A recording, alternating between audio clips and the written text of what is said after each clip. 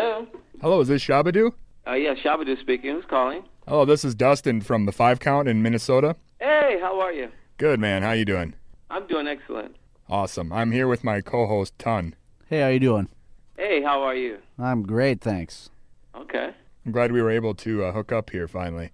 Yeah, I really appreciate this. Thank you very much. I appreciate the opportunity. Oh, no, thank you. We're just some nobodies, so it means more to us. Huh? Cool. Okay. Yeah, if you don't mind, we can just, if you got time, we can ask you a few questions here. Sure. I'm ready. My time is your time now. Awesome. Excellent. Yeah, Okay, we'll great. we'll just start with what made you decide to be a dancer? What got you into that whole thing? I could say that I started dancing when I was a little boy. I was about 3-4 years old, and not much different than, I guess, most inner-city kids at the time, especially black kids growing up in Chicago, in the inner-city projects of Chicago, where, relatives would come over during the holidays, and after they've had a few holiday cheers, they'd bring the kids out for entertainment. You dance in the living room, you make some money, pass the hat around, you have some candy money, nickel candy money. And it kind of started like that for me. It was just that kind of thing for me. It was just dancing in holidays, dancing for my relatives, and one thing led to another. It was something that I loved, me and my sister Fawn. Well, when you were starting out, were there any professionals that you studied, like Fred Astaire or different dancers? When I was growing up, obviously, during the early 60s now we're talking about, they used to have Saturday, morning serials that would play, and they would play a lot of Fred Astaire and Gene Kelly, Donald O'Connor, and these types, and, see a lot of Cotton Club kind of dancing, Cab Calloway, the Nicholas Brothers, James Brown. I mean, you name it. Those were my influences. And me being a mixed heritage, I'm being Puerto Rican and black mixed. I would listen to, salsa music, Tito Puente, Celia Cruz, Joe Cuba and the Sextet, various artists like that. And then I would also listen to James Brown. So we had this kind of mixture in our household. So those two people were different types of music influences, were my influences growing up. I could say that I really fashioned myself after James Brown, Cab Calloway, Fred Astaire, Sammy Davis Jr., also Little Richard. These were my influences growing up. So then in those early days of hip-hop, on the scene, and the early days of breakdancing, what was that like to be kind of you pretty much invented that whole thing in a way? Well, you saw, during the 80s, the world got to see what was percolating some 10 years before that or more, around, I guess, circa 1971, 72. I was a Soul Train gang member, original Soul Train gang, and there was a group of us on there that were really spearheading a revolution, but we didn't know that. We were just, inner city, kids, just getting down and doing our thing. That's all we were doing. We didn't know that we were changing the landscape of dance. And that pretty much happened all the way up until about 1973, when Tony Basil, along with Don Campbell, who is the creator of the Lock Dance and the Campbell Lock, we formed what is now known as the Original Lockers, the first professional street dance troupe. It was during that time, and my time during that, my days with that troupe, that really shaped my career in the beginning. So by the time the 80s rolled around, I was a full-fledged street dance star, if you will, at that point. By 1977, I left the Lockers. We kind of broke up. I went solo. My first real gig out of the chute was Broadway with Bette Midler. I played, was her kind of opening act, and I played a featured character in her show. And that gave me some recognition and caught the eye of Steve Allen and Brandon Tartikoff and Nick Vanoff. Nick Vanoff is the late Nick Vanoff owned Sunset Gower Studios, and then Steve Allen from Tonight Show fame and other shows. And Brandon Tartikoff at the time was the president, executive, and CEO of NBC. they gave me my own television series called The Big Show. And on The Big Show, that really kind of highlighted my dance career. I would do these huge production numbers, musical numbers. There was kind of a cross between all those influences that we talked about.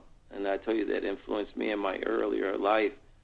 Big musical numbers using locking and popping. And at this time, I had discovered a group called Electric Boogaloo, and where they were doing the popping and boogaloo and stuff, and I incorporated them in my show.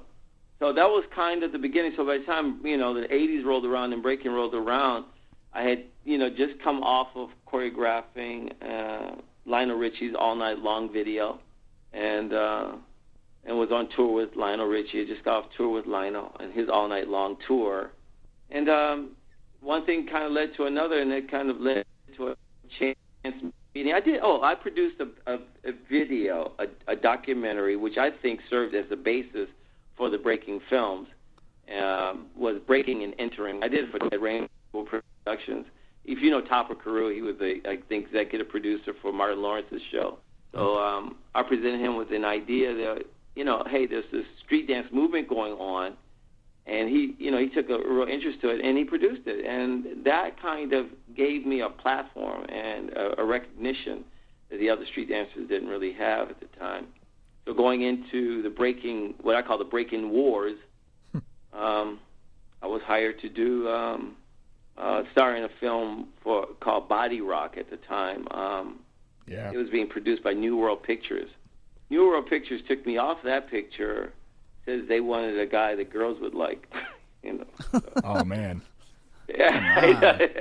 Well, that kind of hurt, But anyway, they hired Lorenzo Lamas, girls like him, so. But he ain't got the moves. But anyway, now I'm, basically unemployed looking for my next gig, and I go and I meet with Canon Films to choreograph a film called Breakin, and that's kind of how it all came down. And during that time, they had been searching for a character named Ozone, someone to play Ozone in the film. And I know now, back then, that Ice-T kind of talked to them and said, hey, Shabba Doo is really that character. And by the time I met with them, they kind of looked at me and they said, hey, can you act? And I just said, I'm from Chicago. And I went and auditioned, and shortly thereafter, they gave me the part of Ozone. And that changed everything. So maybe if Ice-T weren't on the set, Lorenzo Lamas would have been Ozone.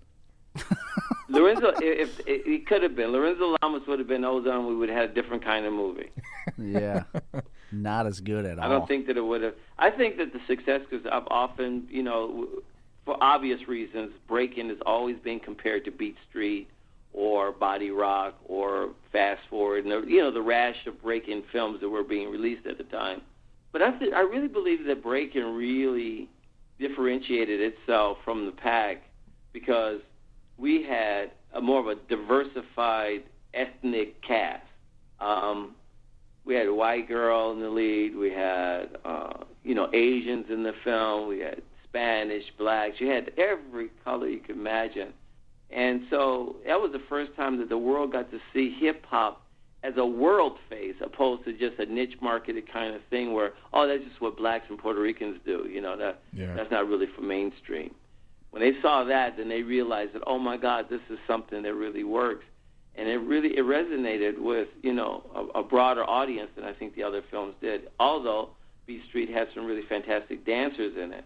The other difference is with like Beat Street, which had the Rocksteady crew and Crazy Legs, who were also pretty amazing guys in their own right. But the problem with that, I think, is they put actors in the lead roles in those roles in this culture.